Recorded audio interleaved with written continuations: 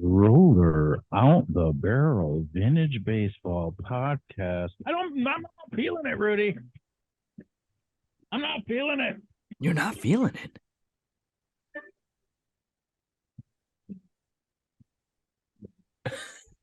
Right out of Rocky Ford in your heart. I'm fine with the mountain. All right. Sorry about that, Rudy. Your energy level is pretty low. Let's go ahead and go with the original theme song.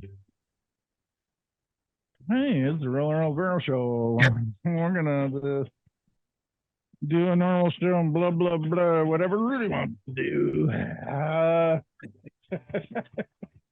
We talk to vintage baseball players from coast to coast, border to border. What we do is what we've done. We've done vintage baseball things for 199 episodes so far. I don't know if this makes this a big deal, but we're at episode 200, everybody. Let me bring in my co-host for I don't know, 33% of those. But he's been much more than 33% of the podcast. Actually, it's probably a little bit more than that. I mean, you've kind of been around a little bit now. Hey, it's Rudy Frias, the Shangri-La of the Lalas, captain of the Columbus Capitals, former member of the New York Gothams and the Ohio Village Muffins. Did you hoard yourself out to anybody else, Rudy? No, that was it. Those were the only ones. Well, yes, the Canal Fulton Mules for a summer. Oh, I feel like I knew that. It was a beautiful summer. It was the summer of love. It happened. Do you not like the Rocky IV movie, Rudy? I was hitting you with Rocky IV pump-up music, and you had nothing for me. Is that not the best of the Rockies? It's definitely the most sensual of the Rockies. Rocky IV is my favorite Rocky movie. I just want you to know that. I love it so much. Well, it should be. It's the best one. America. So we're fresh off of our trip to Akron Cup. We have guests coming up. You know why you didn't see guests in the title of the show? Because I don't know who they are. We got secret guests, and they'll be joining us soon. But fresh off the Akron Cup, coming from the vantage point of a manager of a vintage baseball club, give us your impressions of, this is old hat to you, but go ahead and give us your impressions of the Akron Cup. I mean, what a tightly ran ship. Not only did they communicate to all the clubs ahead of time, the schedule, the accommodations, the field layout. And I'm sorry, you can hear from my voice. I spent the entire weekend yelling and talking and laughing. And that was just a microcosm of what the weekend was. The Akron Blackstockings have been putting on the Akron Cup for well over 25 years. And this did not disappoint. All of those gentlemen did a top-notch event. It was so much fun, even with the rain that interrupted. It showed up at the tail end on Saturday. You can always count on two things at the Akron Cup: great matches and rain. And both happened. And they took that and they still made it happen and made it work, even with the rain at the end. Barrel Roller, what were your thoughts on the Akron Cup? I have been to the Akron Cup in the past as a player, thanks to you, when I played with the Columbus Capitals for a season. It's the only event I played well at that year on the calendar. And in my heart, I gotta get some background music for this. I had the time of my life. My only regret, I mean, the fields were amazing. The sight line is perfection. I did play-by-play of 3 matches on Saturday, which were great matches. And then, so the Mighty Striker and Gingerly Gentleman got postponed as it started to rain, and then we canceled the Gingerly Gentleman because The rain was too much for that. So we're hoping to get in the Mightiest Striker. I'm going to tell you a secret. Mightiest Striker, and then do Gingerly Gentleman the next morning. I was really rooting once the Gentleman got canceled. I was really rooting for the Striker to get canceled. I do not want to do them separate. Together is the synergy and where it happens. Unfortunately, so what happened is we canceled everything. All the Mightiest Strikers except like 2 showed up for 9 o'clock in the morning. But most of the Gingerly Gentlemen did not show up to take part. So I think we only had six people show up out of the 16. But we had 14 show up for the Mightiest Striker, and then there were people there somewhat on a waiting list. They jumped right in as soon as they heard there was a spot. So we had it filled. Yeah. And then we had a great day of baseball after that because there was no rain. Although Sunday all week was the day it was supposed to rain all day. The weathermen are getting worse at this job. They're just not getting good. They're not accurate at all. I usually defend them, but geez, it's hard to. So anyway, as you know, the first game on Field 1 on Saturday, I did play-by-play of, and it was between the Columbus Capitals and Akron Blackstockings. Boo. That. What do you mean you won? Well, you always the Capitals. Everybody's over that stuff. That is the best game we've had in the history of doing play-by-plays because usually we have a knack for getting the blowouts. So this is a walker-offer. We had 2 walk-offs. No, I don't think the third one was necessarily a walk-off. It might as well have been. But it was at the end of the game. Yeah. So, yeah, I had the pleasure of calling some great close games and on Sunday as well. So we have 5 games that we'll be releasing play-by-play of, starting with Akron and Columbus tonight, actually. But I couldn't release it before this because then this would be episode 201, and we can't do that. And but yeah, my only regret of the whole weekend is I still am yet to have gone into any of the buildings and learned any of the history of what's going on there. I don't know what's going on there. The only thing I learned this time is it has to do with the Goodyear Tire Company, and that's the owners of the people that started that and amassed their fortune. This was their mansion, and my wife got lost with Kirsten Wyckoff in the backyard of this mansion. They got lost. So many paths or something. I'm gonna have to Google Earth it. I gotta look at that. But yeah, I enjoyed myself. Akron took great care of us. They were great. I appreciate all that they did for us. I appreciate the fact that they volunteered to catch balls and measure out there at the Mightiest Striker. They were fantastic. It couldn't have been better. Actually, there can't be much of that's what you want out of a vintage baseball event, right? Yeah, that's exactly true. It was Stan Hewitt Hall and Gardens is the perfect setting for vintage baseball, and I think it was a really great weekend. So I was incredibly excited about getting the chance to take the show on the road to the Akron Cup and get it some publicity. Hopefully clubs will hear about this and reach out to the Blackstockings in the hopes of joining next year. Yeah. One of the jokes that is always made, even by Akron, is that you can always count on a couple of clubs skipping out. And they only had one this year. They've had some bad years on that kind of thing. Guilty. But my question is, how is this not a waiting list event? I think it's because a lot of people don't know about it. Like, it's existed in Northeast Ohio, like I said, for over 25 years.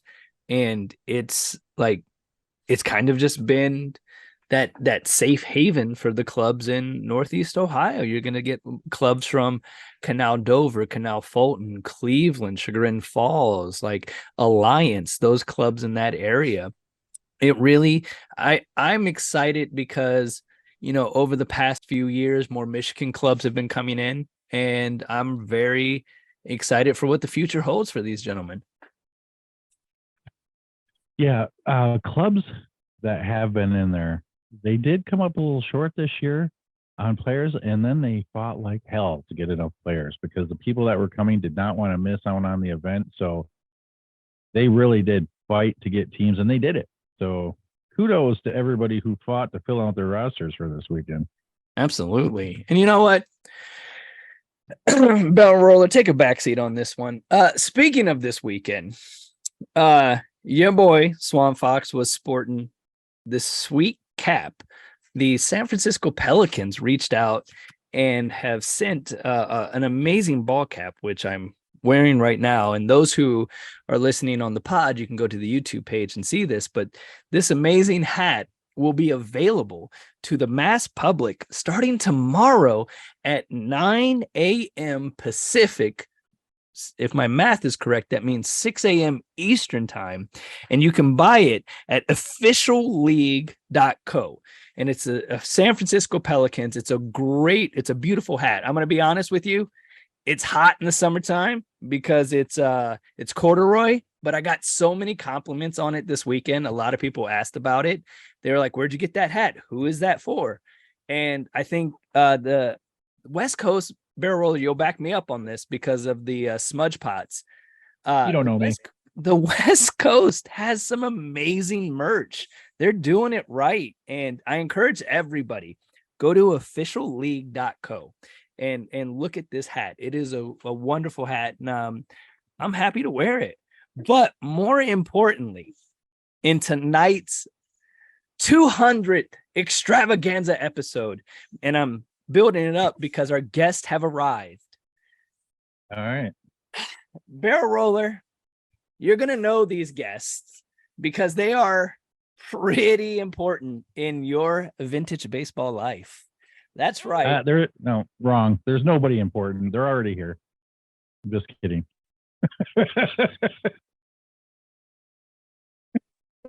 Oh, what happened? I lost you. I'm here. There we go. I needed a guest wanted to join us for try and co-host on my end. But allow me, Barrel Roller, to introduce to you This is my life.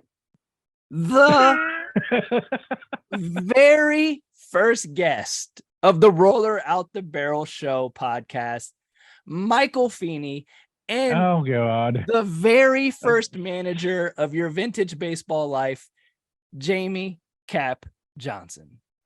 Oh, well, that's a good one. But I just saw Mike. Yeah. I see Mike all the time. Yeah, but he's the one that started it all. And Cap Johnson, look at that face. He's the one that got you, that sparked that vintage baseball fire within you, Barrel Roller. Gentlemen, no. Mike Marbles Fini, Cap Johnson, thank you so much for joining us this evening.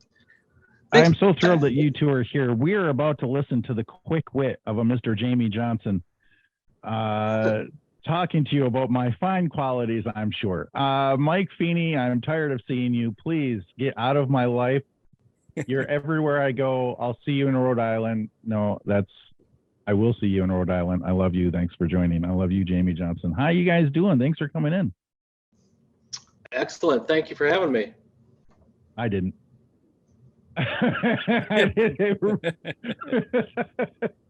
So Rudy, where are we going with this? Did you want to start out? Am I allowed to talk to them? What's going on here? Yeah, you're no, you have to sit there and be quiet. No, of course you're allowed to talk to them. Okay, good. Let's start with Jayme Johnson. Okay. Jayme, I started this little podcast thanks to Jeff Kozlowski's idea, I guess, mental idea. And one of my favorite things I've ever done with this, as we're 200 episodes in, is during the COVIDs, we got together with all the captains of the most successful clubs at Greenfield Village, except the Cloudbusters. And you didn't invite me, or was I there for that? You were there. You were there for most of that. And you guys once you guys started talking about baseball, and I had to edit. I don't edit episodes down for this show. Very in often do I. Is that a word? Infrequently do I do any kind of editing. I had to edit that because there was hours and hours and hours and hours of baseball talk, and I had to narrow that all down.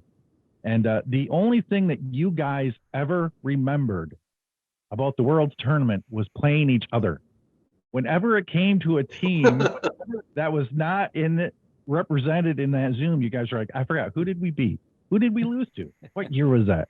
But when it came to those 6 teams, you guys are like, details. Jayme, when I think of Bay City, obviously it's where I started with vintage baseball, but I automatically think of the Greenfield Village World's Tournament because that's where my best memories are with Bay City. Where are your best memories from when you were captain of the Bay City Independent? Oh, it's funny, Matt. You would ask that. Greenfield Village is awesome. The experience there is awesome. The fact that it's like it's usually like a family reunion of sorts. You see all these people that you kind of mingle around every once in a while. Some of them you may not see that year, but I think for me, a lot of it was practices and after matches, either back at my house or back at kids' house when we used to do it that way for a long time, because that was when you'd get the guys from each club that wanted to come on over and partake of the food we put out there. And then what would usually happen is they would leave after about an hour and a half, 2 hours, except for this one guy. Oh God, I can't remember what team it was, but that motherfucker, that guy, that guy sat underneath the tree in my front yard and drank like a case of beer, and his whole team left. And he was apologizing for like the fact that his wife and kids were playing his wife wanted to leave, his kids were crying. He's like, I'm gonna have a couple more if you don't mind. I'm like, dude, I don't care. I mean, we bought the beer for it, but it's like, shoot, it's like 10 o'clock. Shouldn't you be leaving? And then I was a little afraid he was going to drive home, but I think he had the kid drive him home. But anyway, it was usually that sort of stuff because that's where all the camaraderie and everything. Were you here the time that we played the basketball in the rain? No, that was my idea. There you go. See, I was playing basketball with the kids, and you guys had all of your lawn chairs kind of facing away from the garage and towards the street. So you weren't facing the basketball hoop, so to speak, but you were facing the road. And I was playing with the kids a little bit. And then I guess it wasn't my idea. It's an evolution took place from me just starting to throw it to guys who are asking in their lawn chairs. Don't be humble. It was probably your idea. I mean, let's be honest. Most of the good ideas were your ideas. Oh God, listen to this. Rudy, how much did you send him? Did you send him swag or money or something? We don't have a budget for this. I want it. Sit in those compliments. Own it. Now, speaking of most of the good ideas or your good ideas, it was December, I believe, of 2019. And you were like, hey, I'm coming to Columbus. We're going to record some episodes for this podcast that I have an idea for. And I was like, fantastic. I'm in. Where can I meet you? We set up this time at a brewery, and I was like, who's going to be your first episode? Who's it going to be? And you said 2 words, and those 2 words made such like perfect sense to me because at the time, I feel like we both identified this individual as an ambassador for our community and the Midwest, and was just young enough and dumb enough to like spread Midwest vintage baseball across the country. And those 2 words were Mike Fini. So I thought you were going to say banana hammock. the same guy though, right? European cut. Anyways, no, marbles. Like, because you rode down with Barrel Roller to Columbus for this day long of podcasting at a brewery. What were your initial thoughts when Barrel Roller said, hey, I want to do this podcast and you are going to be my very first guest? I think I was on board from the get-go. I mean, wasn't too long prior that he did the Frankenmuth Festival, and I got to see how successful that was. And this was just a way for something. I think it was December that the first episode aired, and it was a way for me to think about baseball and talk about baseball in the off season when I really didn't have too much exciting stuff going on. So it was pretty easy to accept the opportunity to come on down to Columbus. Was it, did it dawn on you that, like, I mean, did you recognize in that moment? Because you got to see the brainchild of Frankenmuth. Like, he told us, he's like, hey, I want to do this thing, right? And we at the time were like, absolutely, I'm in. Let's do this 100%. Could you have guessed at that time that 200 episodes later that this thing would still be going? No, I wouldn't have guessed that. I guess if anything, we were just going to film the 2 that we had that day, and that was going to be it. But for another 198, it's pretty impressive. It's gonna happen that way. It was and I think it's a testament because, and this is what, like I said, the reason why you two gentlemen are joining us today, because 200 episodes wouldn't exist because you both have played a pivotal role in I don't want to say the evolution of Barrel Roller through vintage baseball, but certainly you have played a major part in his perspective of what our community is and what our community can be. I have a question for Jayme. Jayme, when Barrel Roller showed up and was like, hey, I want to be a Bay City Independent, what were your initial thoughts? What were my thoughts? Yeah. Well, you know, it was funny because it was one of those things where it was like, it was about 2011, and we had started to undergo like some changes. Some people that we had, you know, when you start a club, you got these people that you really depend on, these core guys that play pivotal roles or whatever. They start to kind of phase themselves out, have kids, things like that. And we were starting to need some new blood, and we had played a charity event for a few years in a row out in Colin, where we played against like these firemen or something like that, and we usually waxed them. And then you know, because that's how it works. You know, they don't know the game, they don't know the rules or anything, and then they decided the next time we came to play them, they were basically going to get this all-star slow pitch softball team to play against us instead of just them. One of those dudes came up and just crushed the ball. It wasn't Matt, but crushed the ball, like just killed it, right? And he came back around, and I was catching, and I was talking with him, and he was asking all kinds of great questions, and asking a lot of history stuff, and then he killed it again. And in a few days later, we had a practice, and I'm like, hey, I saw this guy, you know, he asked lots of good questions, and he was talking to Kid and Doc. You guys know him? And they're like, yeah, that's Jeff Rawl. My mom used to babysit him. And I said, you know, did you guys like ever, so you know him? They're like, oh yeah, we played stuff with him all the time. Like, did you ever like think of actually extending the opportunity for him to like come to practice? Well, we never thought about it. So they asked him to come, and he shows up, and you know, he took his shirt off, so that's how he got the Silverback name. No, he didn't. That's bad. But you know, he's a very hairy man. It's true. And he came to a few practices. He seemed to hit it off, and we loved having him around. And it was a few games in, and he said, hey, I got this other friend that might want to play. And I said, so what's his name? And he said, oh, his name is Matt Bernard. I'm like, I know who that guy is. And then thinking to myself, you know, I mean, it totally makes sense that they're friends, right? I mean, they have this, you know, good looks, super brilliant, and yet just filled with humility. And so, you know, he brought him along to practice, and the next thing you know, he started showing up, and he wouldn't go away. We even tried to give him this ugly ass Burger King looking hat that the guys from Northville wear. And he still wouldn't go away. In fact, we finally did get him a cap that would fit his noggin, and he refused. He was still going to wear the Burger King cap. So then the rest was history.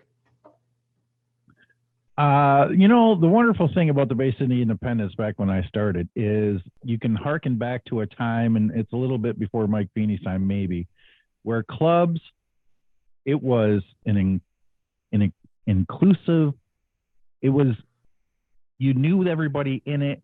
You didn't have numbers problems. The Bay City Independence never had numbers problems up to when I came along when their transition happened. So they didn't need anybody ever. They were happy. They were always going to be happy until people started doing what happens now. And so they had to replace. So it wasn't as easy as saying, hey, Jeff, you got a friend that wants to play? We got open spots. It wasn't like that. Jayme Johnson said to me in a bar in Auburn, we sat across from each other, and he said, yeah, I mean, we need some players, but you got to kind of fit with us. Like, it has to work. Like, we don't just let everybody in. And that's the way it was back then. No. There were a few guys. Now, nobody watches this podcast, right? No one. Okay, that's good. Everybody. So supposedly there were a few guys that contacted us through email and said that I gave them the brush off, which I don't actually remember that I did. One of them may be Adam McCauley, but he probably doesn't watch this either. And then there's another guy, I believe you might know him. He plays sometimes for the Wahoos, sometimes for the Golds. But truthfully, I never remember getting any of those emails, and it wasn't like I ignored any of these people or didn't call them back, because we did call back some people, and some people did show up, and they would show up repeatedly for a while. And then it was just kind of, when it wasn't quite a fit, things would kind of fall off or whatever. But we used to have 16, 17 guys, and when they would, and even on road matches, you'd get 14. And sometimes you were hoping to just have 10, but you'd end up with 14. And you were happy to have them, especially if it was a hot day and you had, you guys get hurt or whatever. But yeah, it was, like Matt said, we had quite a few guys, and it was tough trying to make sure that everybody was happy with their roles and the opportunity to be able to play. Nice. So it was fun.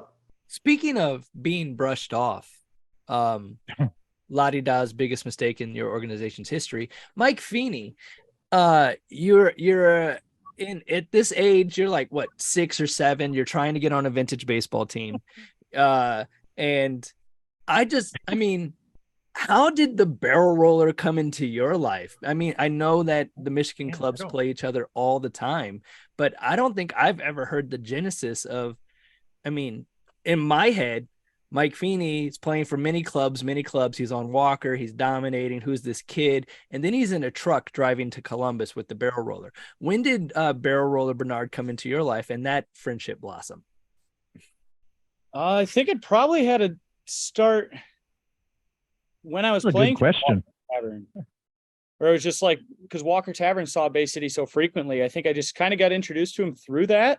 But it wasn't like, I don't know, we weren't like hanging out or anything at the time. And then he just picked me up in his truck and kidnapped me and took me to Columbus. So let me just do a PSA here. Kids, don't get in random guys' trucks and drive. Okay. You're so trustworthy, Feeney. Oh, that's amazing. Yeah, Mike, I don't remember. I don't think anything really specifically that. Do you think it started with your Wait a minute. What year was that? That was 2019. You weren't a minor then, were you, Mike? Because I mean, I think there's like laws against that, actually. Might have been 15. I think because I had shown interest in doing events, and eventually the Frankenmuth event came along. And Mike, if there's nothing Mike Feeney likes more, it's vintage baseball events that other people organize. And so he once he saw that I had organizing ambitions, I believe that's when he sunk his claws into me, and now bothers me all the time about creating these events he will do nothing to help with. So that's where we're at for that. I don't think he creates events. He creates content and experience, as he's sporting his Hanford baseball shirt. and it looks very nice. It's very beautiful. I mean, I think it's a little poetic here that we have the gentleman who got you started or got you hooked on vintage baseball, and the one that you kind of groomed. Oh, wait, no, wrong word. Uh, I am not Mike Feeney's type, trust me. You bite your tongue, you handsome devil. I think Rudy, go ahead. let me spend a couple of minutes with these guys, because I feel like I go through my life never being serious and always trying to make jokes, even though most of the time they're not good jokes. They are attempts at jokes. I'm going to talk serious to these guys for a couple of minutes, and then I'm never going to do it again, ever, not even at your funerals. And we all know I'm going first anyway. So, Jayme Johnson, if you go back into, there's an episode in the archives where it wasn't the subject matter of the podcast, but somebody asked me about my experience managing the Frankenmuth Club, which actually the Frankenmuth Club only existed so I could get that festival. It was kind of like something I had to throw in there. I didn't really want to do it. And I was very truthful about that. And I don't know if Jayme Johnson ever heard that. So I want to tell him about that right now. I did not succeed as a manager of a vintage baseball club because that's not for everybody. And I want people that go out there and think that they can just go off and do their own club because they don't like what their captain's doing, or there's too many people, or they don't like their playing time, or whatever the reasons. Everybody goes and does that and sprouts up twice as many clubs that needs to exist. It takes a certain person to be able to pull it off. It takes a leader of men. I said it in that episode. I'm going to say it again. I am not a leader of men. I am something else, and I'm okay with that. I feel like I'm very self-aware. It's just not my personality, my DNA to be able to do it successfully. But the one person that I've met that is a successful leader of men, and the things he's done since vintage baseball will take you down that road to understand that that is true, is Jayme Johnson. He's always had this aura about him. Even though we went to high school together, we were not friends in high school. We were not enemies either. But even back then, he had this aura to me. He always had that aura. He had it when he was on the Vintage Baseball Club. He is the reason that any respect that is perceived I have towards vintage baseball today, it comes directly from him. It's one person. And I just wanted him to know that that's a real thing, Jayme. And you've moved on to politics. You have to be a leader to get into politics. And I just wanted to throw that compliment at you and make sure that you knew I felt that way about you. Well, thank you very much. Obviously, the money I sent to you paid off. So, no, I appreciate it, Matthew. I don't know that I have anything that I can kind of add or say to that. The only thing I've tried to do is to make sure that the people that I worked with, the people that were on the club, knew that they were cared for. You know, you get hyped up in the game, and of course you want to win. But I will tell you, the greatest relief at the end of every single game was when no one got hurt. When everybody was able to make their way through it, and all of our guys were okay, that's when I could take a deep breath and go, oh, now I can relax. And that's the way I think leadership should be. You always make sure that you take care of your people. You make sure that everybody's got whatever they need, and then whatever's left over, that's yours. Leaders eat last. That's the way it works. So, yes. And there is a time and a place in vintage baseball where it's time for fun, it's time for camaraderie, and it's time to try to win. And it's time to kick up the intensity or take it down. Jayme Johnson always knew the balance, always knew what time it was, always. I came into vintage baseball thinking it was always low. And then I saw, oh, no. there's much higher levels to this. Now I have to go super, super high with my intensity. And that also was wrong. I had to eventually find my balance in the way you're supposed to play this game. And Jayme Johnson's the one who taught me that, because he always knows what time it is. It was always amazing. He knows the temperature of the room at all times. I appreciate that, Matt. Thank you. And then on to Mike. And you know, the thing too is, yeah. There you go.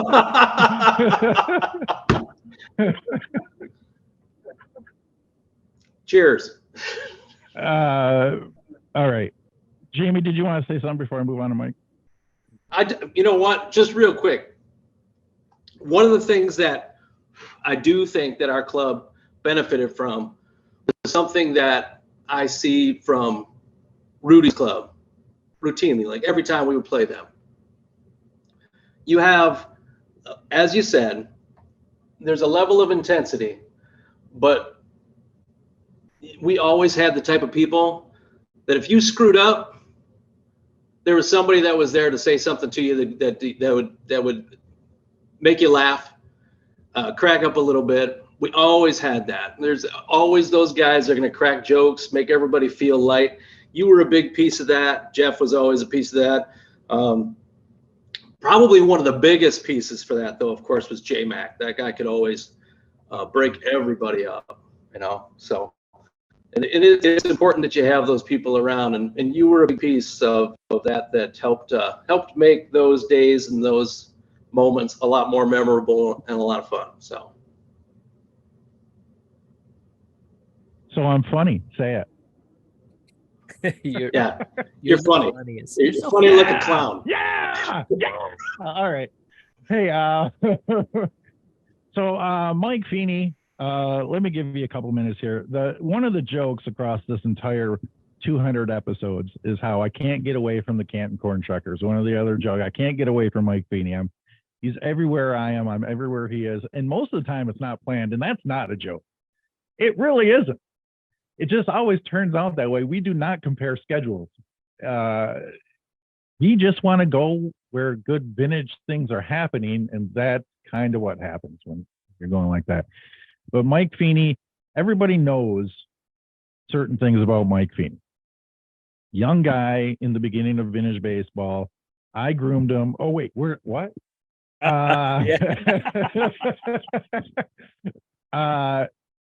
Just he puts in 100% in vintage, always playing at Walker, and then he started the Canton Corn Shuckers. I don't even know the story of why he did. I think I'll have to go back to episode 1 and listen again to see if he explained that.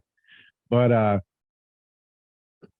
he does so much for the vintage community because he just wants it to succeed, and he's always thinking, he's always doing, he's always willing to help, which doesn't really exist a lot. Yeah. And then so our friendship came out of our love of vintage baseball, and that's where that started. And he lets me bounce ideas off of him. He gives me his ideas. We don't always agree, but we always find something. I mean, I don't think Mike Fini's name is on the Frankenmuth, the Michigan Vintage Baseball Festival I'm sure he was listed as a volunteer, but he really helped develop that event with me to make sure, through brainstorming, through bouncing ideas constantly off of me and maybe stopping some of my bad ideas, which he did more than once. So vintage baseball has a great asset in Mike Fini, and I actually think vintage baseball knows that. So I'm not telling them anything they know.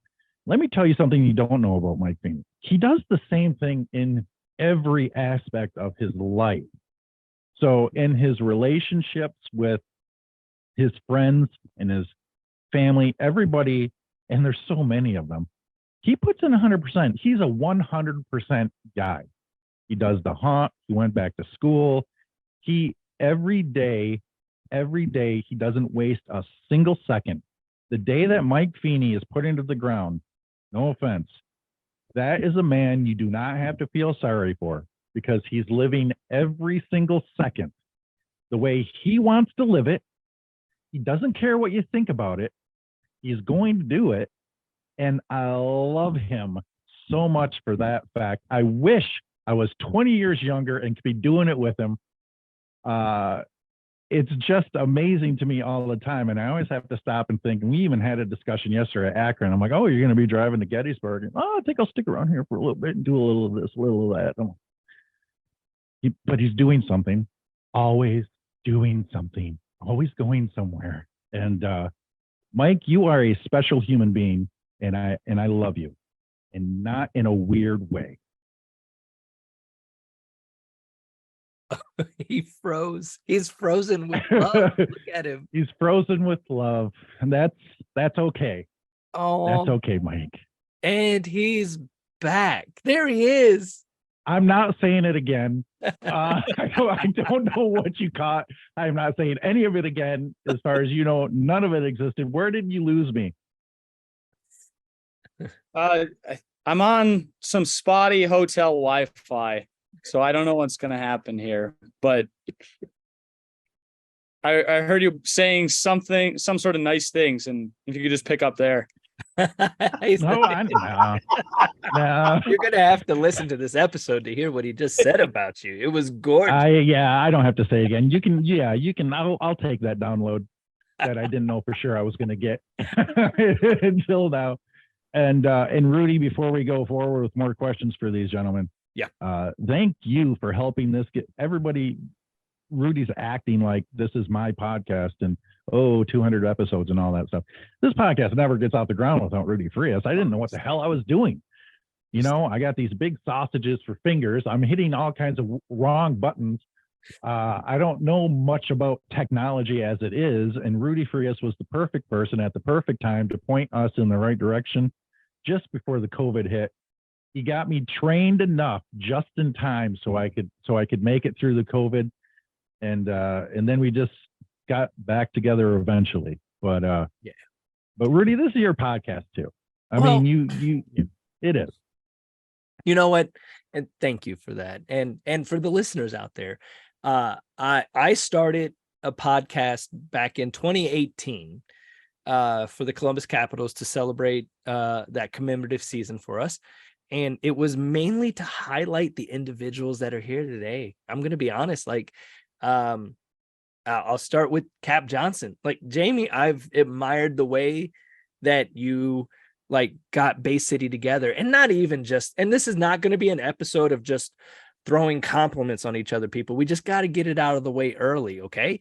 But like the way that you took a recreational hobby and made it like a club and a family was something that I strived to achieve, even existing before Bay City had, the Capitals had been around before Bay City. And I was like, that's what I want. I want that. I want the Capitals to do exactly what you were doing.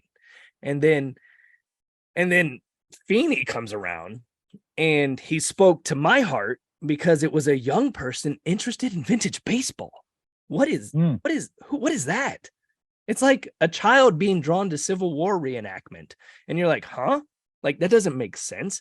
But like, it gave me hope because for so long, I was the youngest person in vintage baseball, me and my brothers. And then we're like, oh no, other people exist out there. And to see the passion that he had for the community, and not just a selfish passion. He wanted the community to succeed for the community. And then I told Barrel Roller's amazing wife, Amy, this story. It was at our game at the Field of Dreams that Barrel Roller we had been emailing back and forth to set it up. And I think it was October of 2015. And I was like, man, this guy's hilarious. I like this guy. I like his energy. I love Bay City. So it was a natural fit for us. And I didn't realize he was going to be my life partner until that second game when we were, he was playing walk-up music for every hitter. And I walk up to the plate and he starts playing Hulk Hogan's 80s theme music. I Am a Real American. And I was like, yeah, this is the one. He's the one for me. He completes me. And so like all three of you gentlemen have played a huge role in what I wanted to display on a larger platform for people to get to know and see and learn more about. And then when Barrel Roller was like, "Hey, I'm starting this podcast," I was 100% supportive in any way that he needed me.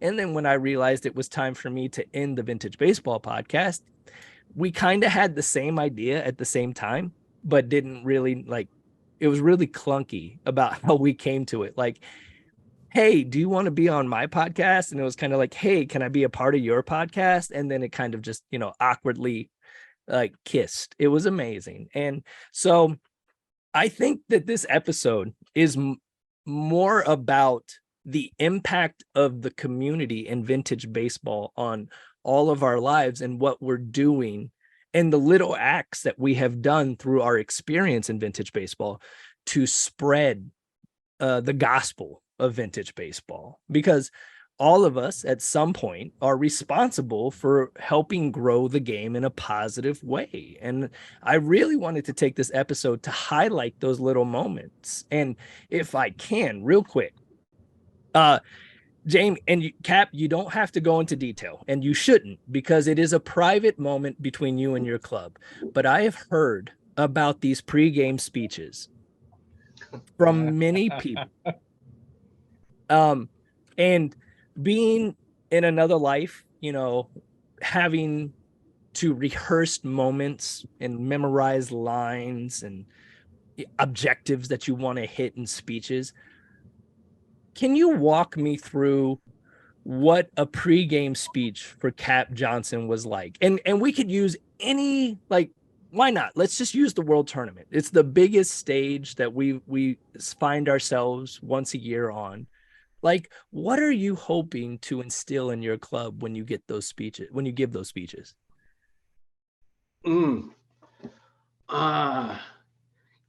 Sometimes, Rudy, it would depend on the game and who you're playing. You get when we used to have the matches where it'd be like 16 versus 1. When they used to pair them up that way for a while. Yeah. That's one of those things where you get in your pregame mode and you make sure everybody knows that this is a team that people expect you to beat, and you're going to beat them, and you're going to beat them in a convincing way, but you're going to be nice about it. You're going to get them down as soon as the game starts, because the most dangerous thing in life is a man with hope. So you take that away from them. And then once you do, you stand on their neck. And you don't let them up. But every once in a while, you just make sure you pat them on the back and let them know it's going to be okay. You're going to get off their neck by the end of the game, and you're going to shake hands with them when it's all over with. And maybe later on at the bar, you'll buy them a beer. But in that first game, you're supposed to beat them, and that's what you're going to do. Oh. So, I mean, that's, so it really depends on what kind of game you're in. The longer the tournaments will go on, it's like one of those things that you guys have all done this, where you're with these guys and you don't want to compare it to battles or anything like that, but it's kind of like that. You go through game after game after game, and you get to like one of those last games, and you really want to make sure that everybody knows the part that they've played, the importance of who they are, what they bring to the group, and that you're relying on them to continue with that effort, but that they know that everything they've given up to this point is like super important. So it's just kind of one of those things where you just try and make sure that everybody feels like they're a part of something bigger than themselves in some ways, but yet each one of them is of the utmost importance. So That's so good. I will piggyback off of that and say that going back to my Jayme Johnson knows the temperature of the room, he also knew what temperature that pregame speech had to be. And there were a few times there was a mid-game speech too, Rudy. But Mr. Johnson is an educated man, so that there were many historical references in these pregame speeches. He knows what he's talking about, and when he talks about battle, he's just afraid because people will say, you shouldn't make fun of battles when it's compared to baseball. We understand. It's just a reference. But battles would come up a lot, and the intensity of the pregame speech would be elevated depending on the competition, and that's the temperature aspect. So you can bet if you played us in Greenfield Village, Jayme Johnson laid out an incredible speech that got us all fired up and ready to go, and worked a lot. And if we played you in a single match and you were maybe lesser competition at the time, you can bet that he had fun with that speech. Yeah. Always knew the temperature, like I said. Back to you, Rudy. You know what? And it speaks to the time, the very first Michigan Vintage Baseball Festival. I took the Vintage Baseball podcast on the road, and we sat under a tent barrel roller and we drank and we talked, and it nobody's going to be able to see these because these episodes are no longer, or hear these because these episodes are no longer available. But I distinctly remember stating in that episode, in those episodes at the Michigan Vintage Baseball Festival, that I felt like the Canton Cornshuckers were like an exact replica of the Columbus Capitals when we started. We were comprised of mainly younger individuals. We were passionate, we were having fun, and they were led by somebody who cared. And that was Mike Fini. And I believe that weekend at the very first Michigan Vintage Baseball Festival was the last time the Columbus Capitals beat the Canton Cornshuckers. And in that speech, Mike Fini referenced the and this is how much it means to me. He said he wanted to thank the Columbus Capitals for showing them how it's done. And that really stuck to me, because I was like, wow, that I really appreciate that, because we got lucky. We were hitting the ball really well, and it was just one of those innings, and we were able to squeak out the victory. Little did I know it would be the last time we would ever beat the Canton Cornshuckers, because every time we played them afterwards, like, not only did they improve as ball players, but they grew as individuals, and they grew closer together as a club. And that can't happen without leadership like Mike Fini. So, Marbles, what I wanted to ask you is, you've been in vintage baseball for a while. All right. And you form this club and you take your lumps early on. What are you saying to your club as they're losing games that, that honestly you probably should win because you're younger, faster, and stronger than all of the other clubs? How are you maintaining those relationships and keeping that club going to, and this is not hyperbolic.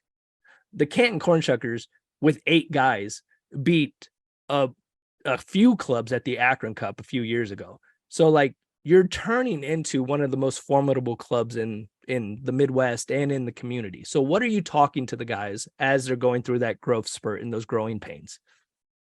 Well, honestly, starting out, and it's not just because you guys are here, but we really tried to model ourselves after the Capitals and the Bay City Independents, because I got a lot of experience playing with Walker Tavern. And it seemed like whenever we were playing you guys, regardless of the outcome of the game, you guys are having fun. You guys are going out there, you're playing competitive, you guys are playing to win. But if it didn't always go your way, you guys are still leaving the field with a smile on your face.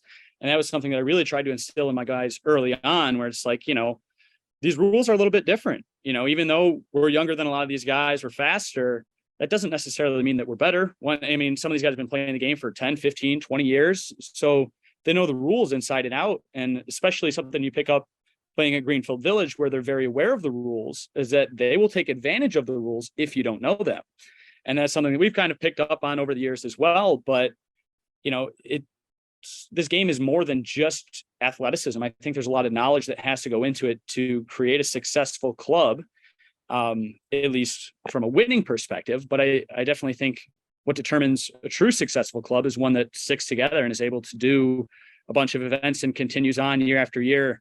And I mean, we're just coming off the Akron Cup, and I was looking back, and we've been fortunate enough to win 4 of the 5 that we went to. And everybody that was in that team photo this year this was at least the 3rd one they won with us. So, everybody's kind of been around, and it's been a thing where, it seems like the group just keeps getting closer and closer every year. And, you don't want to push people away. Like I know Bay City, you had those numbers, every team, I think nowadays at least struggles with numbers depending on the weekend. Maybe you're playing the week after the 4th of July, everybody's out of town, whatever it is. So you need a sub from time to time, but it is really difficult to kind of let a new person in just because the 12 guys that we have bonded so well together. And, sometimes adding in the 13th piece or whatever X number that might be could just throw off the chemistry a little bit and could really throw things off. So, we're really happy with the group we have, and definitely modeled it after the Capitals in Bay City, especially from the camaraderie aspect. And I think we took a big chunk of the competitive aspect from the Walker Tavern Wheels and Jim Crazy Legs Terwilliger. When I talk to people about why Canton is so successful, I have a theory, and I want to ask you about it.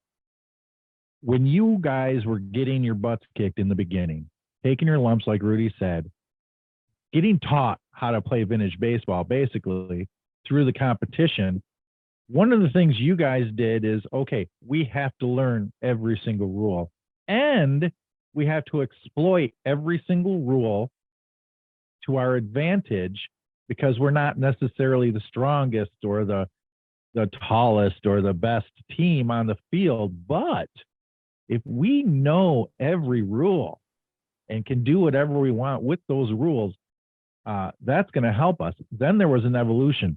And now I think teams are stupid. Mike, tell me, did the teams, when you started out, know a lot more about the rules than they do now, which leads to you exploiting the rules so much that you beat everybody?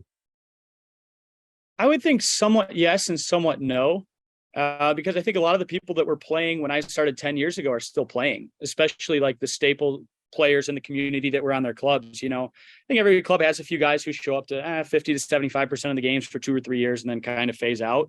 But that like main core that all those top teams seem to have, like 5 or 6 guys, I feel like those guys that were playing 10 years ago mostly still are. So I wouldn't say that teams are necessarily dumber, but I do think dumb.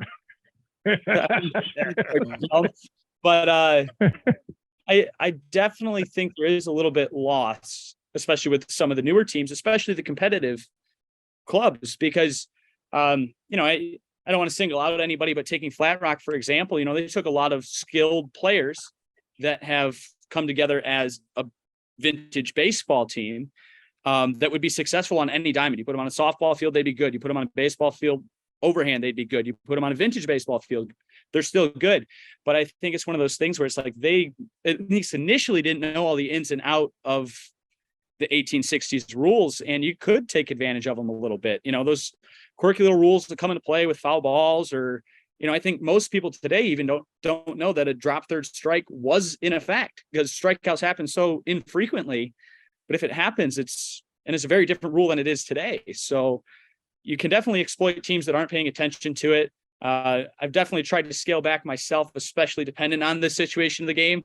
There are times where we'd be up a bunch or down a bunch and, still try and take advantage of it just because it's there. And like, I'll give it a shot because we got nothing to lose. But yeah, I definitely think there could be a little more brushing up on the rules, especially by some of the newer clubs. But it's the thing as well, where it's like starting out, nobody knows the rules to this game. It's going to take some time. It's going to take some experience. You're going to have to get your butt kicked once or twice. And if these rules, somebody gets these rules over on you, that's how you're going to learn them, honestly, because that's what happened to me, and that's what happened to the Corn Shuckers. If I could take a minute, Mike, with that, one of when our club first began, we had a third baseman. His name was Trevor David. Probably one of the best baseball players I've ever seen. His 2 sons are just amazing. His daughter played collegiate softball, and both of his boys could have played college baseball too. One of them did. Just amazing. But the thing that made him different than everybody else when I handed out the rules to everybody our very first season, he read them, all of them, every single one of them. And so we were in a pretty competitive match, and it was the bottom portion of the order that was coming up. And we had runners on first and second. Ground ball comes to him. There's already 2 outs. All he had to do was step on third to get the last out. But he ran it over to chucked it over to second base instead. Our guy came and got him. We're like, what are you doing? He goes, I'm getting that guy out because then all these other fuckers have to bat again. Because he didn't want the top of the order to have to come back. Yes. And a couple of right? That guy out right there. That means those other 2 guys we got out later, they've got to bat again. And I said, yeah, that's exactly right. And he goes, well, then that's why I did it. I mean, it might have seemed like it was more work. He said, but now those bastards got to come up and bat again. So 8, 9, 10, they got to bat again before that one guy gets up. I'm like, that was brilliant. But that's who he was. And if you can get enough guys that are like that in your group, and to promote that, I mean, that's a huge piece. We had a few guys that kind of did that, and that helped make not just the competitive part of the game, but putting on a show for the people that came to watch, because that was another big piece about what we wanted to try and do. It's like, yeah, we wanted to be able to win games, but what we really wanted to do was put on a spectacle of sorts for the people in town who would come to watch. And man, for a long while there, we would get, I mean, there's one, I have no idea where the tape is for this, because it was probably that long ago that there is a videotape. But they came to watch us play the Kents, the Grand Rapids Kents. Yeah. And we had about 150 people, maybe more, who came to watch that game in Bay City. And they were lined up the left field line, the right field line, and they were ringed around center field. I mean, that was a good time. And but that's what we wanted to do. You'd go around and you'd talk to the people about the differences in the rules. You'd show off the baseball. You'd bring out the bats. We'd usually have a newspaper that we would have information from local teams in the past that we would go ahead and pass out and have conversations with people. And and the coolest thing about it, I mean, there were a few instances where we had people that we had this one guy who pulled up in a car with his mom underneath our tree, and we're like, oh, the parks people are gonna just be pissed because they were on our ass all the time anyway. And he's like, hey, do you mind if we just my mom wants to be able to watch the game because my dad used to play semi-pro ball for Bay City, and she hasn't been to a game in a long time, and she just wanted to be a part of it. We're like, well, if you get hit with the ball with the car, though, that's not our problem. But it didn't happen. But we brought her out, and she talked to people and whatever. And I mean, that's what it's about. It's not just about the competitive nature. It's about putting on a show for the folks that are there. And I know that Matthew was really good at that. Matthew could he knows how to organize and put on a show. That is for certain. But he also made the games a little fun too with some of his shenanigans on the base paths, which would drive some people crazy. But it's something out of the Three Stooges every once in a while. But it made things fun. So, but yeah, thanks for bringing that up. It's super important that you know the rules. I mean, we got smoked for years. The Grangers would kill us for the first 2 or 3 years. I mean, it was just horrible. Just standing there, and it's like Africa hot, and you're losing 48 to 10. It's like, this is freaking stupid. Why are we still doing this? Let's just end the game. But that's it. You take your lumps and you learn how, and then that's it. So, especially with the last out, I remember being up in Bay City before, and it's like we got through 6 batters in 3 innings, and we're like, how is this happening? We're just stuck at the bottom. Nothing's happening. We can't do anything. And I think especially as you learn the game more and you learn these rules more, as a captain, you adjust. Like when we played the Capitals yesterday in Akron, we switched up our lineup. Like we normally have a distinct 8, 9, 10, and we took 8 and 9 and put them at 4 and 9 instead, just so we couldn't get stuck in that last out rut that's happened to us many times before. And it's like when you're playing against other teams that know these rules are going to try and keep you down there. Yeah. You got to adjust and adapt, and that's baseball. But when we were on Bay City, the infield, I played either catcher or first base. The infield would always talk about where we're going with the ball, and it was always based on the lineup. Always based on the lineup. This is where you're going to go with it, unless the play is going to be too close. But if it's going to be, you got your choice. We're going here to make the next batter up in that. Mike, you say that you have to feel like you switch your lineup once in a while to avoid that. Do you find, because I don't see it and I don't hear it, do you find a lot of teams using that strategy? Switching up the batting order? I don't think so. I think No, not switching up the batting order. Trying just to being the affect last your out. order by where the last out is going to be, and you're a hard team to do that against because you're a lot of speed. But Teddy and Muffin. But right, and but do you hear teams out there today talking about where they're going to try to make the last out in order to affect the next inning's batting order? I don't hear it all that frequently, but I know that we do it. I think most of the time too is when we're up to bat, I'm more focused on our guys, who's on base, paying attention to the runners, who's coming up next, rather than what the other team's worried about doing. So I wouldn't be surprised if it happens and I just miss it. But I mean, I think the teams that have been around for a while definitely just know. I don't think they really need to talk about it much. They know where they're at in the order. But I mean, that's just from my experience. But it also, if you give me a second, I apologize for my voice, gentlemen. It also speaks to the trust that your clubs have in each other. Let's be honest. Like, I think the year that the Capitals won the World Tournament and the years following, where we found ourselves in the championship match, we were doing things with our lineup like you're doing. Like, we put Ian at the bottom of the order because we were like, I need my last hitter to be a hitter that's going to, one, not be like an easy out, air quotes, like they're going to like make the defense have to stay on their toes. Like, but your clubs trust you implicitly to know that what you're doing is not a comment on their ability, but it overall will benefit the entire club. And you gentlemen have that unique special talent where they're going to be like, absolutely, yeah, we can totally do that. Like Fini, you mentioned yesterday, it wasn't lost on us.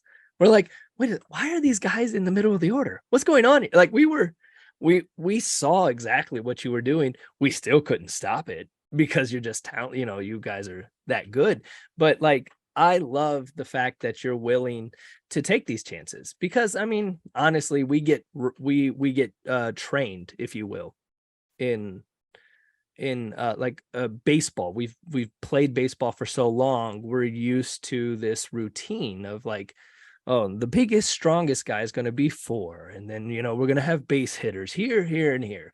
But, being able to mix it up a little bit, I believe, is the spice of life and keeps things interesting. So, I mean, that's not lost on anybody. I can't stop thinking about Jayme Johnson talking about my base running. I got something I want to say about this. I feel my base running is definitely the most underrated part of my game. And let me tell you my philosophy on the base running. I do not look like someone who's going to run the bases.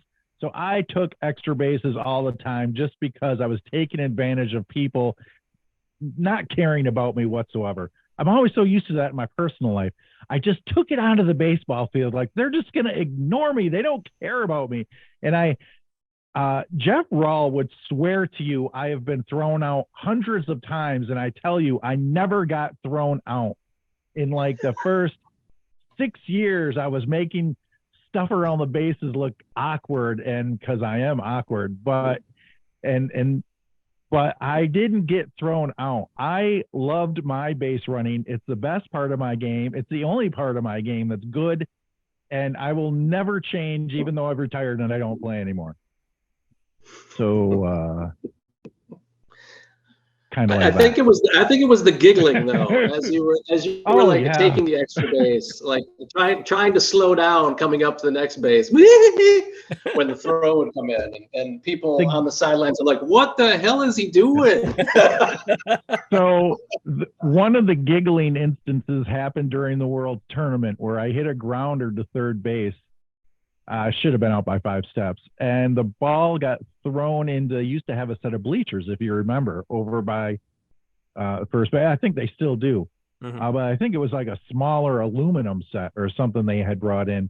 But the ball went under the bleachers, so I'm like, okay, I'm going to run to second, do, and everyone's like yelling, "Go, go!" Because the rule is you go. I mean, there is no stopping the game. And even though the guy's over there waving his hands, like, no, nope. I'm like, everyone's yelling at me to go. I'm just going to keep going. I was like, oh my God, I'm going to make third. So I was giggling. Okay. There was a giggle. And then when I get to third and I realize that I'm about to get a home run on an overthrow behind past first base, I was probably in a very heavy giggle between third and home, realizing that in the stat book, that's a home run and it's going to drive people crazy. I have a ball on my wall over here because I won player of the game because the stats show I hit a home run in that game, even though I didn't hit it past third base. So lots of giggling. I love it. Oh my gosh. You know, gentlemen, we have officially reached the hour mark of our conversation. And in the interest of time and respecting your time, and I once again I cannot show enough gratitude to you taking the time to stop by and chat with us. I just have a couple of questions to help put a nice bow on this episode. If there was an individual that you came across and you ended up talking about podcasting and vintage baseball, is there an episode you would steer? And Barrel Roller, this goes for you. Is there an episode? It doesn't have to be your favorite, so we're not picking favorites. Is there an episode that you would steer a person to of the Roller Out the Barrel Show podcast? And I'm going to leave it open-ended. Whoever has the answer can start. I'll let those guys think about it for a second. Jamie's probably only listened to 2 episodes. But that's not true. I can, because I do the shows, it would depend on what you're looking for out of the episode. I could tell you the best episode for whatever you're looking for. Mm-hmm. But the fact that I was able to interview Philip Hayes, Coco from Canton, and we were able to talk about race. I love the episodes, and there's been a lot of them. We don't just sit here and talk vintage baseball on these episodes. We start with vintage baseball, and then we go somewhere with it later on. The fact that him and I were able to toe the line on race, and we talked about some pretty heavy things in there, and he taught me some things about what he's gone through being a black man in the country, obviously. And I actually, in my learning about certain things up until that episode, to make sure that we could have a talk, if the talk was going to happen, I wanted to be able to hold my own, have something to add to the conversation, because if I didn't, it was just going to pass by. And let's face it, there's not a lot of black people in vintage baseball, and it's a subject that needs to get talked about. What? Yeah. If you wanted to improve, well, what is the deal? And so, yeah, it's a crazy little episode. It's one of the top 10 downloaded episodes that I've done, and I know it got shared around at some learning facilities about some of the things that came up in that. So I'm pretty proud about that. And so forever and a day, and the fact that I came right. I mean, yeah, You did. Now I warm up the guests and we do this whole thing. But as soon as I hit record, I said, Philip, I hate your nickname. I think it's stupid and racist. And we went right from there. And it's my favorite episode. And it doesn't hurt that Coco's a great guy. And I love coming across him and seeing him and being able to spend, even if it's just a few moments with him, a great young man who's, by all accounts, not so young anymore, and is starting to feel the wear and tear on that body a little bit. But Philip Hayes, I think Mike Fini could agree with me on this. He is a leader of men/women. He does have that personality. You don't see it in vintage baseball. He doesn't have to be. But in the other things that he does, he is a fine leader. Yeah, absolutely. So that's where I go.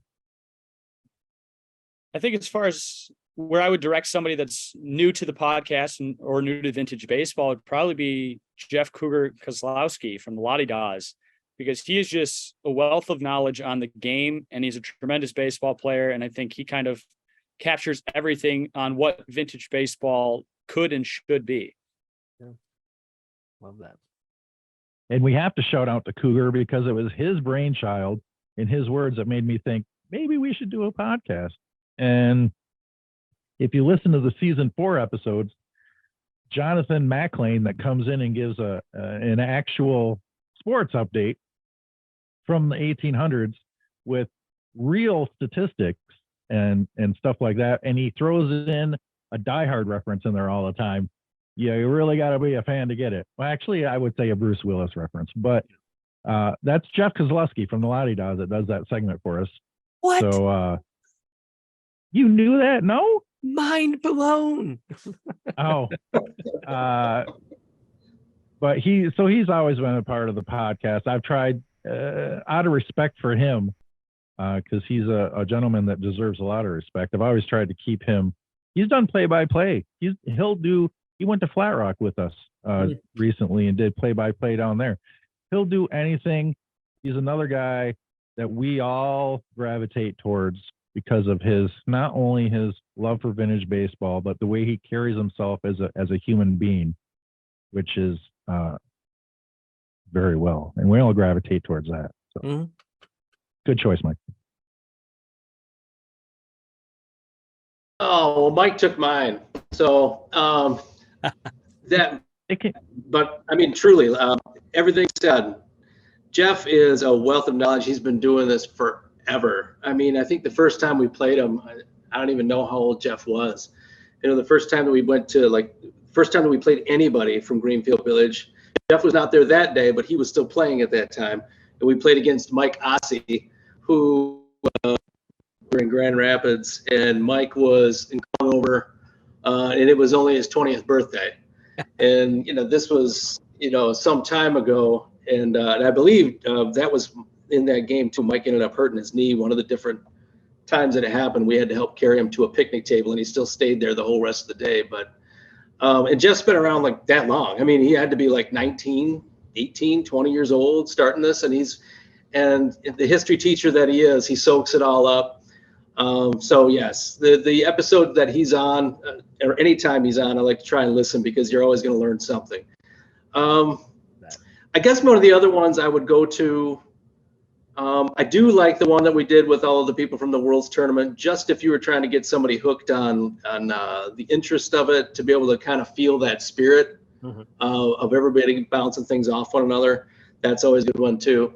But I also enjoyed the one that there's this guy on our club who I think has a string of I think it finally got broken this year, where his name is on our Ballist of the Year trophy, because our Ballist of the Year has to meet certain criteria. And we pulled that straight out of the Beatles stuff and about what an ideal ball player should be.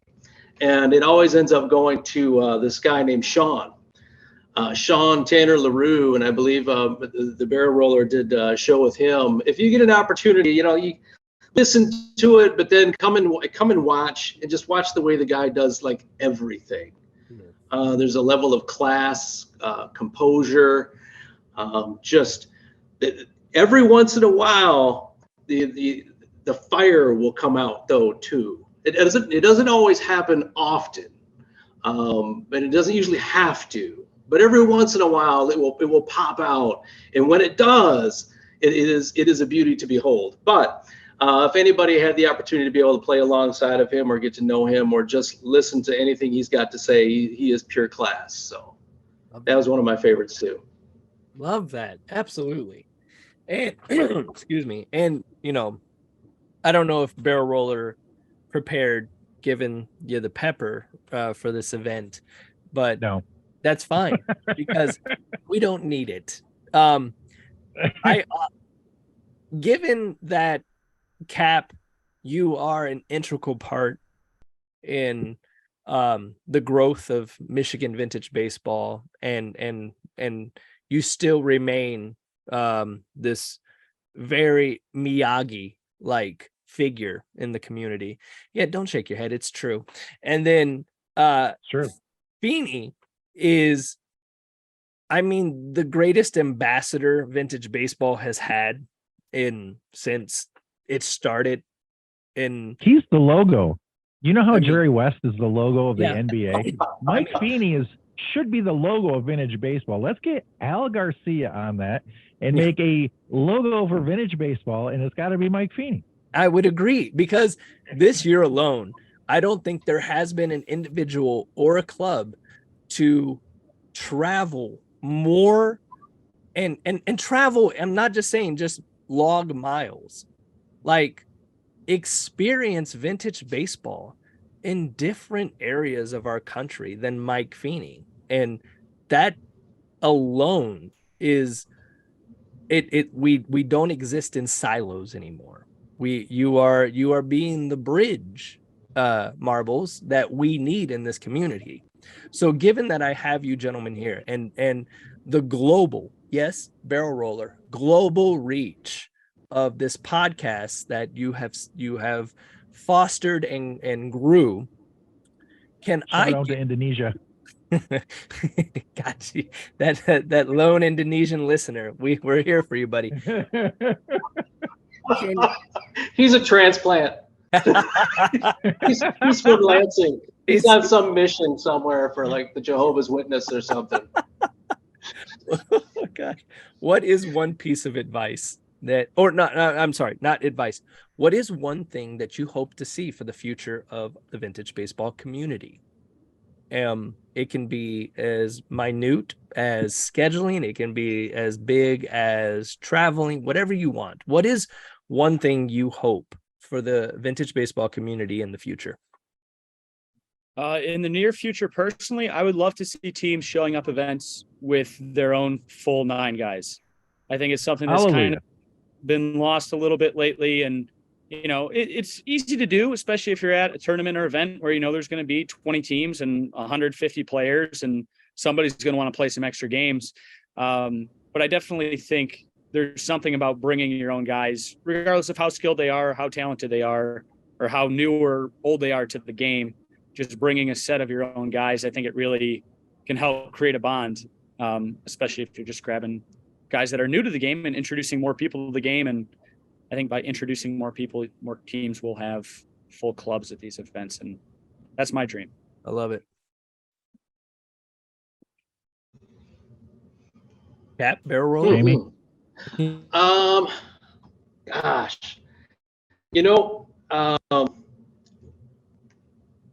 probably to bring some more sideline interpretation if you have the opportunity.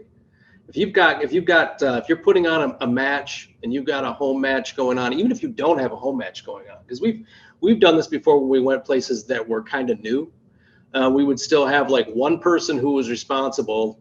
At least every 2 innings or so, somebody would be, okay, it's go on out there, talk to the fans, ask if they've got any questions, see if they can answer anything. And if you can't answer it, don't feel uncomfortable, come back and ask somebody else. Somebody else will go back over there and talk to that person later on.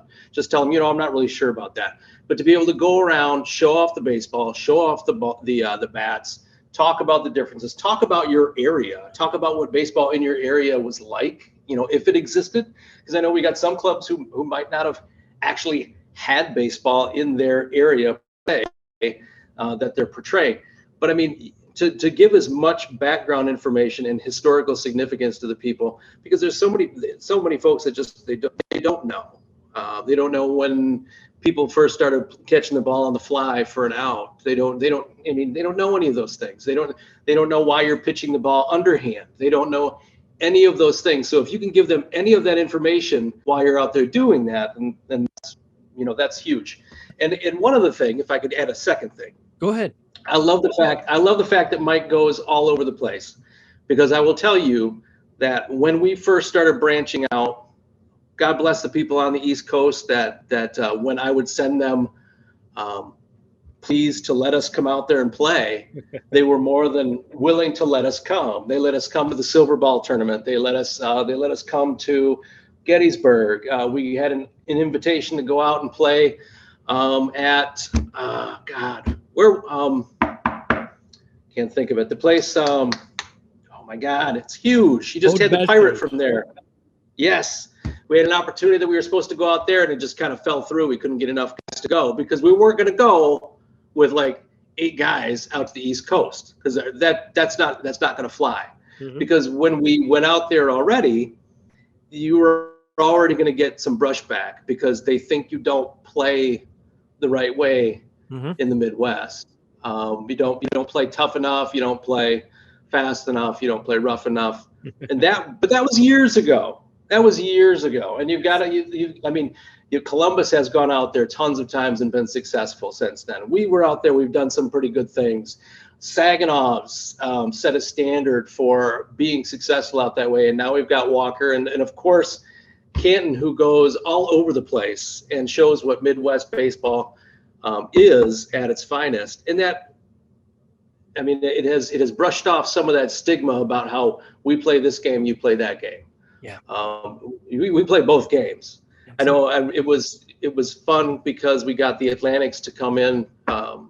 Greenfield Village got them to come to the World's Tournament. Yeah. And it was slightly different. They had to play with the vintage baseball balls. It wasn't the 19th century ball. Mm-hmm. I'll refrain from any talk of what that ball is like. They'll talk about balls. But anyway, it was good. And so I love the fact that Mike goes to all these places and we've got so much that's going on in these other spots to kind of connect things. Now we got to start going. I love the fact he went to Colorado, because now maybe we need to start branching out to the West and such. So yes, those New Orleans Pelicans, baby, you know it. So, but that's it, expand it as much as you can and let everybody, spread the gospel, like you said. So I love it.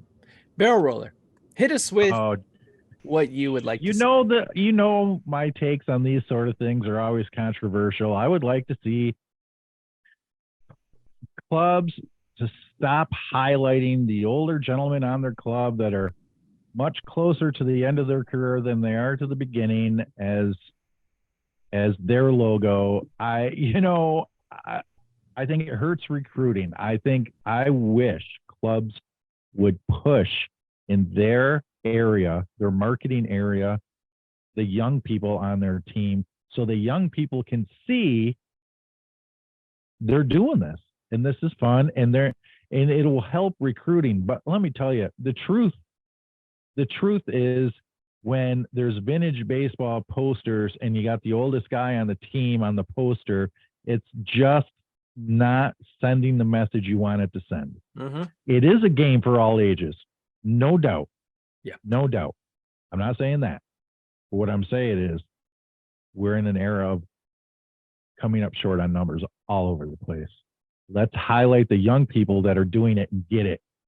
And just less age. I'm sorry, I'm getting older too. Don't take this the wrong way, even though I'm saying it exactly the way I want. Stop putting the old fuckers on the posters, okay? Way to be gentle about that, buddy. Fellas, gentlemen, I could do this all night, but then I would be divorced. I cannot thank Hap Marbles. I can't thank you enough for being a part of the 200th episode from the Roller Out the Barrel show. It was when Barrel Roller tasked me with the lineup for the 200th episode, there was never a doubt in my mind. You were the first two individuals I reached out to, and I'm so glad that you said yes, because your impact in our community has been felt, and it is rippling throughout the nation and the community of vintage baseball. So, gentlemen, thank you so much for joining us this evening. Thanks for having me. Thank you for having us. And I love you both very much. And I don't get enough time with Jayme. I get way too much time with Mike.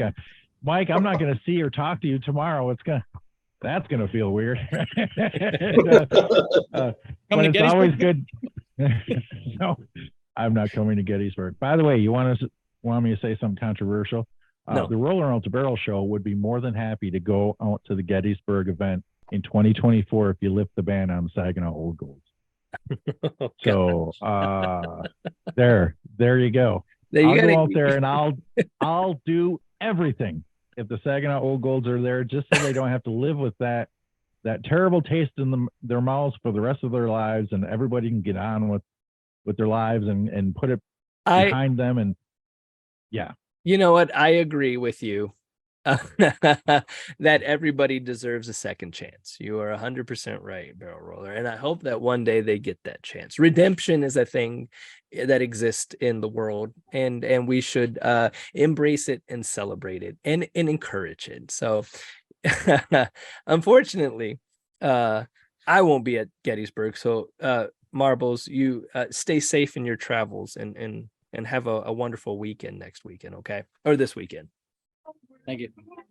Good luck. Enjoy. Barrel Roller, this is the 200th episode. You need to take us out. I'm not going to take us out because we're going to talk about some more episodes before we stop recording. So let's let those guys go and get back to their lives. Okay. And we're going to talk about some of these as I have the list in front of me, some of the episodes that we've done on here. All right, gentlemen, Sorry. You have a fantastic evening. Thank you, guys. Take care. Bye, fellas. Congratulations. Christopher Cross, a ride like the wind for Jayme Johnson. Oh my gosh. This is one of our songs. Okay. Rudy, I know you got to get back or whatever. I did want to go over a quick history of the podcast from beginning to end. We're not going to talk about every episode. I'm just going to highlight some of the things that, because I totally don't remember everybody I've interviewed. So I just want to go across that it was December 23rd, 2019 when we dropped the first episode, and you were with me at this point. I was. That was Mike Marbles Fini. Do you remember the second episode that we dropped? And we did it together. Was that it was one of three people. It was either Ryan Boggs, Nick Sanders, or Kobe Tools Dowdy. And I am going to guess that it was Nick Sanders. The second episode we ever dropped was on Christmas Eve, 2019, and it was the audio special of A Die Hard Christmas. See, I went immediately to the people who were there in the room with us, and I completely forgot. I have a beautiful. I staged a picture for that episode. Oh my gosh. Oh yeah. I still got that picture. I would say that project started bringing us even closer together. It did. Doing that project. That was amazing. So then the names that you brought up did get released soon thereafter. We did Jeff Cougar Kozlowski pretty early. In fact, I think that was the episode where you stopped being a part of the show, doing your own thing in COVID. Yeah, that was right around there. Yeah, it was. Because I went to a brewery by myself and did some interviews, and then it was like the next day the world shut down. Yeah. It was and Mike Fini and I were in a hotel. We were in a hotel room scheduling out for Frankenmuth. Man, I remember that. And it ended up, that was the year it got canceled. Or maybe, I'm confused maybe with the chronological order of events. In season 1, I did an interview with Yeti, Landon Smith from the Buckeyes, hence the start of our friendship that has blossomed into what it is today. Did not know him before that. I was able to do Trapper Haskins from Tennessee, and I also did Brad Hughes in season 1 from Tennessee, and that gave me the confidence that I can start going other places for my vintage baseball material on the show, as opposed to just sticking around here, because those two were great. Mm-hmm. So that's where the confidence started. There are some episodes in here. This is where the Roller Out the Barrel extras started, was in March of 2020. I was trapped in the house with COVID, and I just sat here and just decided to invent some episodes. They were awful, and not a lot of people listened to them, but it taught me what I shouldn't do in the future. And then you can see in season 1, I'm really going outside the box and getting, like, I got Jake Newcomb from Maine, and I'm really going far away. I had a somewhat minimal relationship with Adam Johnson, and then he was on the show, and I did, here's a good one, Rudy, Roller Out the Barrel extra number 5. I did author Zach Ford, who did a book called Called Up. Now this is from April of 2020, and now that book is finally getting published. He's taking pre-sale right now. It's a book full of actual major league stories told by the major league player about when they found out they were being called up. So it's hundreds and hundreds of players, and that was done 3 years before it was finished. Season 1, I was also able to do an interview with Paul Salamone, rest in peace. That's a great episode if you want to reminisce about that fine gentleman. I always say that the discussion off the air was longer and better than the one that was on the air. Mm-hmm. I talked to my first person from Arizona, Jacob Pomeranke, who's a member of Sabre out there, to start dipping my toe into that. I remember I interviewed Aaron Robinson from the Fillmore Fungi because Jeff Bamer would not partake in the show. We weren't a big enough deal for him or something. I don't remember. He passed that off onto somebody else because he didn't want to do it. Then this is where the show took the turn, I feel. Colin Miller came on the show and really made me feel like I had to elevate my game, because this podcast could be more than what it was for the vintage community. That really started with Colin Miller, and we did 2 parts. We did one in April of 2020. We did one in May, and it's because of him that I really felt I needed to really treat this like a podcast and not just a fun thing that I was doing on the side. Yeah. And then there's you, Rudy. We did you in season 1. I was in season 1. And then we ended the season with the retrospective of the World's Tournament. Those got a lot of downloads, but you should go back and listen to those. Season 2, we came out strong. Locally Midwest.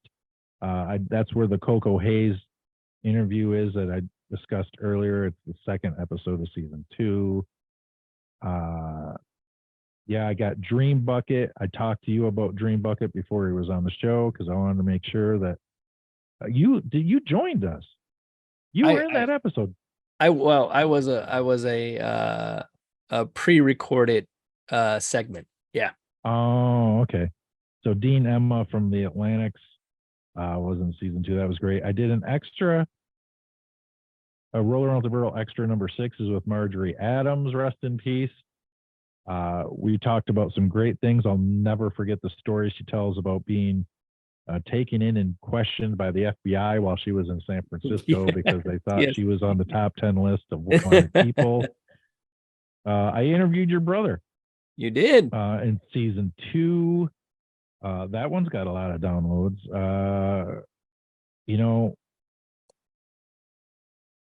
Then there's the Roller Out the Barrel extra number 7, which is the Barrel Roller and Swamp Fox's Christmas Spectacular. And you weren't even back with the show at that point. That was just something we did together.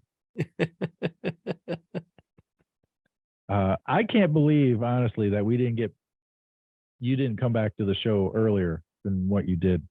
I don't understand what the problem is. Still in season 2, Rick Skoronsky, who was the umpire of Bay City Independence, rest in peace, battled cancer for a very long time, was one of the best vintage umpires in baseball till he moved to Texas. So that was a big loss. The Sean Tanner LaRue interview Cap referred was season 2, episode 22. Then 23 in season 2 was Anthony Canino. This episode is the second most downloaded episode in Rollins history. He was fantastic. I like to consider him a friend to this day, thanks to this podcast. Oh, and there's the World Tournament special. 2021, August of 2021, when nobody could leave their house. And we talked well into the night. How did you not get divorced from that whole thing? It was a miracle. And then we did the Ohio Cup. So when we went on the road to the Ohio Cup, you were there, and it was like we were together. We did podcast together. We did. No discussion about going any further. It was just about the weekend. So do you remember anybody from that first Ohio Cup we interviewed? I'm going to give you the names, but Ed and Andy Schumann. I feel like we did an NAVB. I want to say we also interviewed Sauerkraut. We interviewed, oh my gosh. Maker. We interviewed I'm blanking on the rest. Go ahead. Joel Armbruster. Yes, Joel. Reem from Reem. Addison. Yeah. Keith Walters from Rochester. Your dad. We did have my dad for 8 minutes. Bill Polifron. Yep.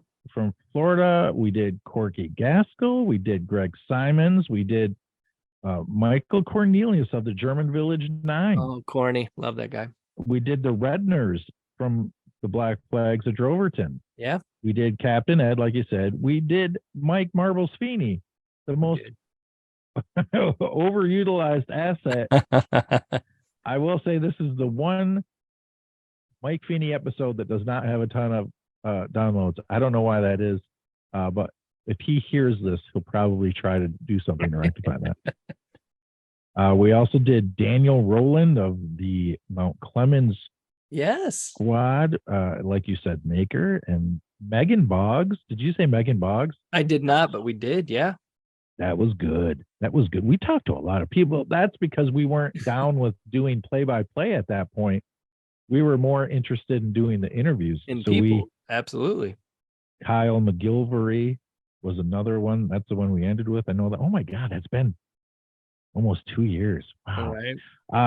And then and then I had to finish season 2. So because we made contact with Captain Ed at Ohio Cup, we did I did an individual interview with him, and that's one of our more highly downloaded episode. I actually did JD Mouth Klein at the end of season 2, along with Eric Miklich, which was a big deal to me. Yeah. And that was great.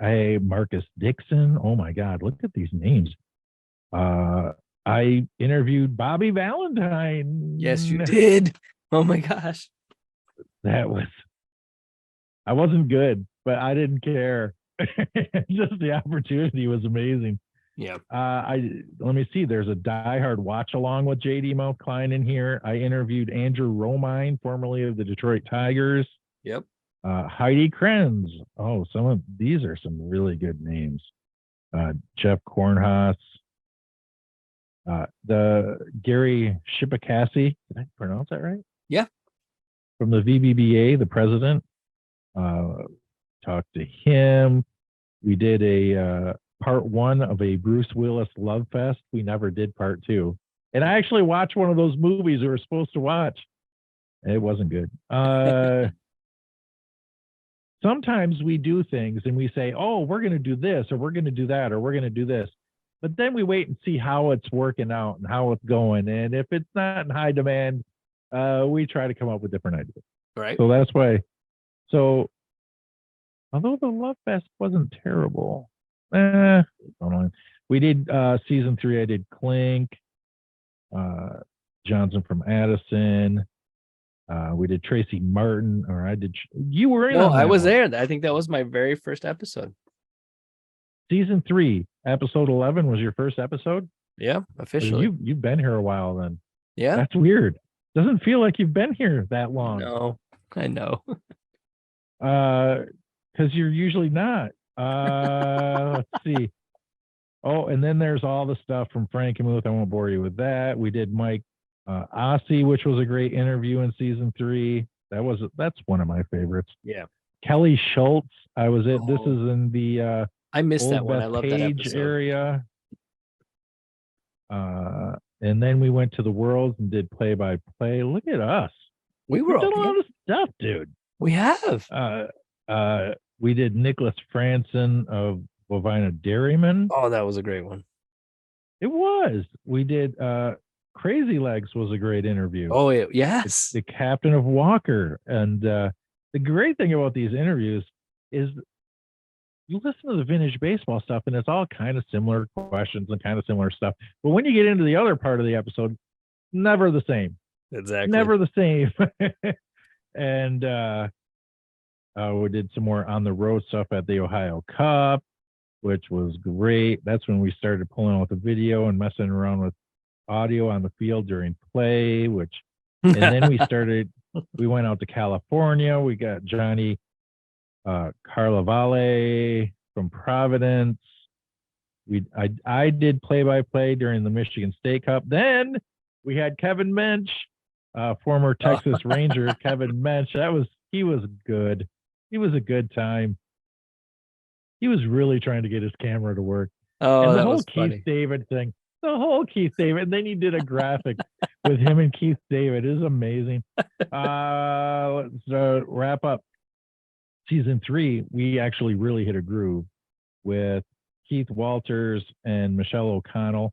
That's like our 3rd best. I'm going to go over our top 10 here, but that's in the top 10. Oh, we did Helen Sheldon. That's one of my favorites. I can't stop playing one of her songs. It's one of my favorite songs of all time.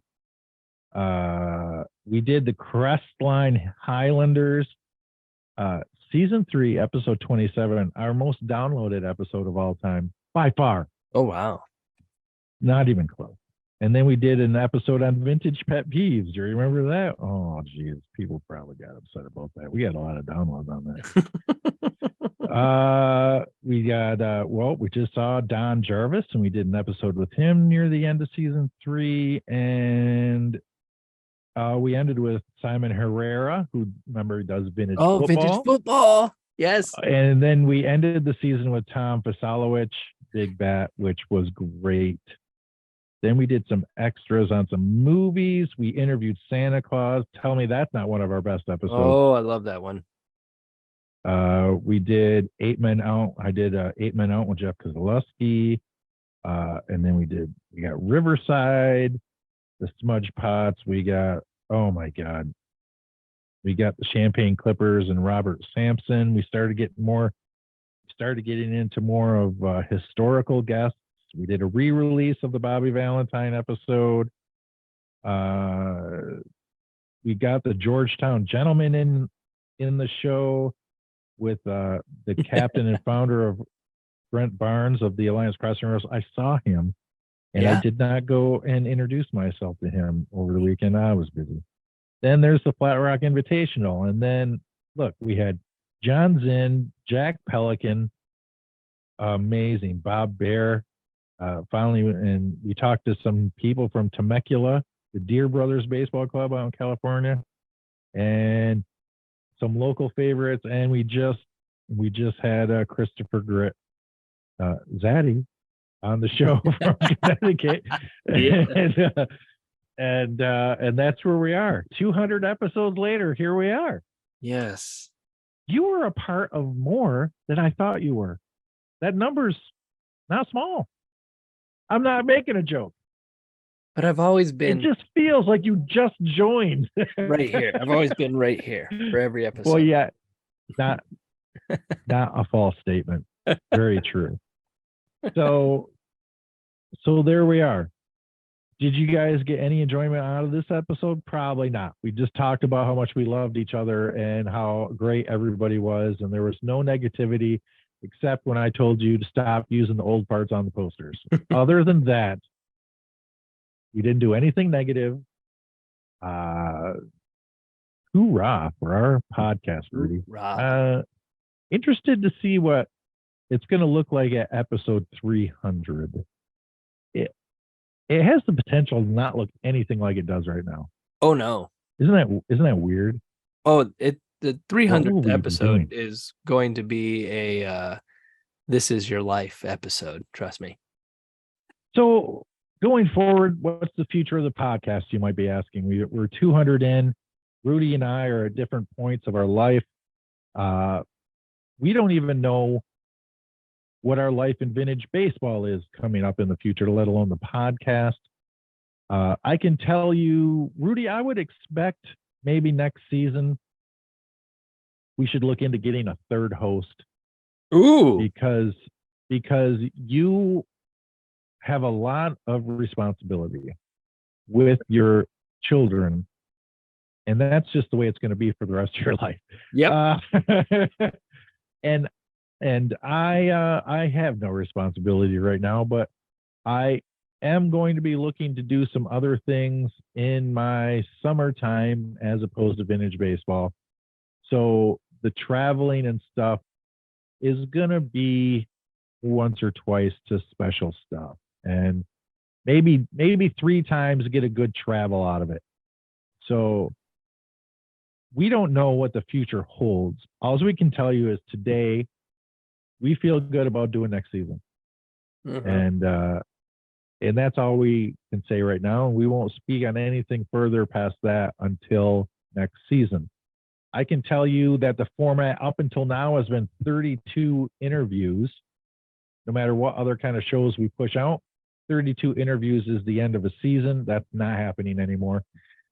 Whatever interview we get up to the week before Christmas, that's going to call the season, because we do so many extra things now. We don't need to fill it up with 32 interviews, and we won't. So whatever we're at the week before Christmas, before we take our break, that's what we're at. We're not going to kill ourselves trying to hit a number. That's probably unrealistic at this point. So, Rudy, your thoughts on the future of the podcast? I love the future of the podcast in whatever form we take it. I think we have continued to evolve and adapt, not just for our needs of content, but I feel like what we've been able to provide the community has been helpful in many different ways. And I am extremely excited because we're growing, not just as the podcast, but as the community. And I firmly believe that what we're doing is not only beneficial to the community, but necessary. And I'm excited to be a part of it. And I'm excited for the future. And as far as my personal future in vintage baseball, I really want to bring overhand baseball to the Midwest. I really wanted to do it next year. It ain't going to happen. I have not been able to put in any time or effort into it's a big thing. Yeah. I want it to go right. I want it to be right, and I don't want it to fade away immediately. So unfortunately, that's going to have to wait. It's back burner time, because something I've always wanted to do, the only thing I'm focused on right now, other than the podcast, is doing the Barrel Roller Classic tournament. with a day full of skills, which is an event that you do not have to show up with your entire club. Yeah. Would just take a bunch of different vintage baseball players and a full day of events, not just the Gingerly Gentleman, not just the Mightiest Striker, but a day full of this stuff. So many activities and stuff like that. That is my dream. That is what I want. I want a festival like I did in Frankenmuth without 34 clubs. I want to do it individual players, so you don't have to rely on your club to be a part of it. Everybody can go. Everybody can be a part of it. And so that's where I'm at right now. So guess what I'll be working on all winter is looking for a home for that, and to do it once. This is not something I'm looking to do annually. I want to do it once, and I want to do it right once. I have yet to come away from an event where I was able to do everything I had in my mind, and that goes for Akron Cup this last weekend. There's still stuff I left on the plate that I want to be able to do to make these events better. So I'm looking for perfection out there. That's what I'm doing in my future. Okay, Rudy, go ahead and do your thing, the thing. This thing that Rudy's about to say, he's been saying it for a long time, and I just want to let him know that this is the last time he's saying it, as he has to come up with a new goodbye to everybody to start and celebrate the future of the Roller Around the Barrel Vintage Baseball Podcast. Thank you. Because we're always evolving. You are for the last time. I shouldn't say for the last time, because if somebody fell asleep during this episode and just listen, it's the last time. Rudy's signature goodbye is about to be retired for something brand new and more Rudy Frias like. You know what, folks? For the Barrel Roller, I'm the Swamp Fox. In our 200th episode, I want to thank you for your support. And we also want to tell you to keep it station to station, and we'll see you out in the field. Were you crying when you did that? I was. All right, we'll see ya for episode 201 next week. I forgot who it was, but it was Ben Coates. It's Ben Coates. All right. Good night, everybody.